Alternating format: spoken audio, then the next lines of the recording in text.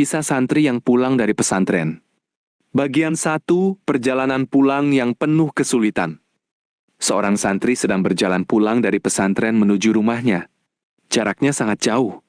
Jalan yang dilalui sepi dan melelahkan. Sepanjang perjalanan ia beruntung karena sering menemukan air yang mengalir jernih. Sehingga setiap haus, ia bisa minum dan menyegarkan diri. Namun ujian datang ketika ia mulai sangat kelaparan. Ia berjalan jauh tetapi tidak menemukan makanan apapun. Perutnya terasa perih dan sakit sekali. Saat sedang lemah dan hampir tak berdaya, matanya tertuju pada sebuah buah yang mengalir terbawa air. Karena tak menemukan pohonnya di sekitar, ia mengira buah itu sudah jatuh begitu saja.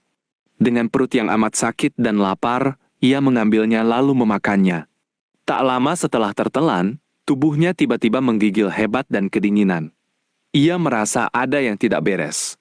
Dalam hatinya ia berpikir, pasti buah ini milik seseorang. Aku tidak bertemu pemiliknya, tapi aku harus bertanggung jawab dan meminta izin serta keridhoan. Bagian 2. Menemui pemilik buah. Dengan sisa tenaga dan tubuh yang masih menggigil, ia terus berjalan mencari pemilik buah itu. Akhirnya ia menemukan sebuah rumah di dekat tempat buah itu mengalir. Ia mengetuk pintu dan mengucapkan salam. Assalamualaikum. Waalaikumsalam. Ada apa, nak? Tanya penghuni rumah. Apakah bapak pemilik pohon buah yang ada di dekat aliran air itu? Iya, benar, itu milikku. Si santri pun menceritakan semuanya dengan jujur, bahwa ia pulang dari pesantren, sangat kelaparan, perutnya sakit, menemukan buah itu terbawa air, dan tanpa sadar memakannya. Lalu ia memohon dengan tulus. Saya memohon keikhlasan dan keridhoan bapak atas buah yang sudah saya makan. Namun sang bapak menjawab dengan tegas dan keras. Saya tidak ikhlas, saya tidak ridho. Si santri memohon lagi.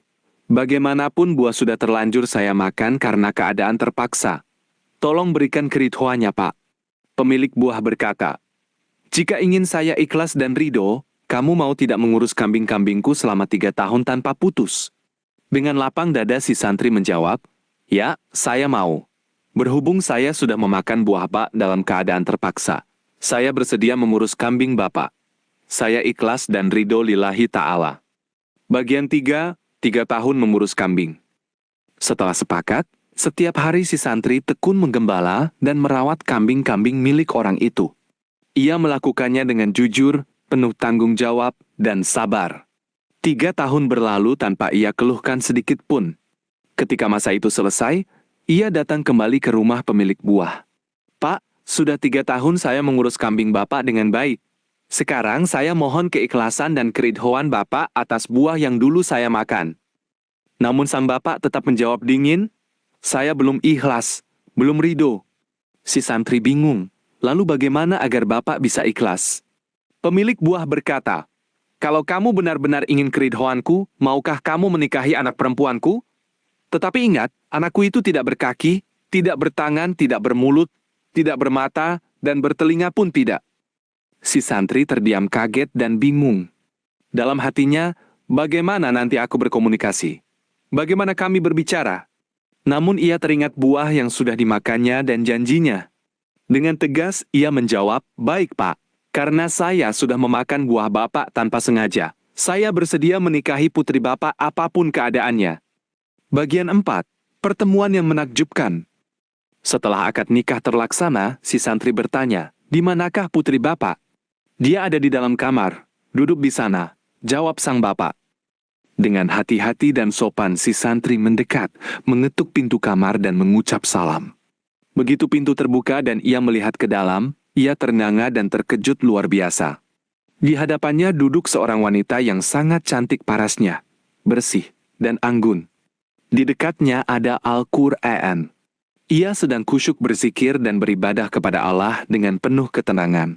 Tidak tampak cacat sedikit pun, berkaki, bertangan, bermulut, dan bertelinga lengkap sempurna. Si santri bingung dan berpikir, bukankah Bapak bilang anaknya cacat semua? Ini justru wanita yang cantik, salehah, dan rajin ibadah. Ia kembali menemui sang Bapak dan bertanya. Sang Bapak tersenyum dan menjelaskan, itulah anakku. Ucapan tidak berkaki, artinya kakinya tidak pernah melangkah pada jalan yang tidak diridhoi Allah. Tidak bertangan, artinya tangannya tidak pernah menyentuh yang haram. Tidak bermata, artinya matanya tidak pernah memandang yang dilarang. Tidak bermulut, artinya mulutnya tidak pernah bicara kotor dan buruk. Dan tidak bertelinga, artinya telinganya tidak pernah mendengarkan yang sia-sia. Itulah makna sebenarnya. Bagian 5. Akhir yang bahagia. Si santri kembali menemui istrinya dengan hati yang gembira. Istrinya menyambutnya dengan lembut dan ramah. Dalam perbincangan, setiap ditanya, "Punya siapa tanganmu?" Dijawab lembut, "Punya suamiku." Begitu pula ditanya tentang kaki, mata, telinga, semuanya dijawab dengan penuh kesetiaan dan kepatuhan. Dari peristiwa yang tadinya terasa berat, makan buah tanpa izin, menggigil kedinginan, mengurus kambing 3 tahun, akhirnya berubah menjadi kebahagiaan besar. Si santri mendapatkan istri yang cantik, salehah, patuh kepada Allah, dan penuh kasih sayang. Ia tersenyum bahagia karena kesabaran dan kejujurannya berbuah hal yang indah. Inti pesan cerita. Kejujuran mengakui kesalahan adalah awal dari penyelesaian yang baik. Kesabaran menanggung akibat dari perbuatan akan membawa keberkahan yang tak disangka. Pekerjaan yang dilakukan dengan ikhlas, sekalipun berat, akan berbuah kebahagiaan di kemudian hari. Kecantikan yang sesungguhnya ada pada kesalehan, ketaatan, dan kesopanan, bukan sekadar rupa luar.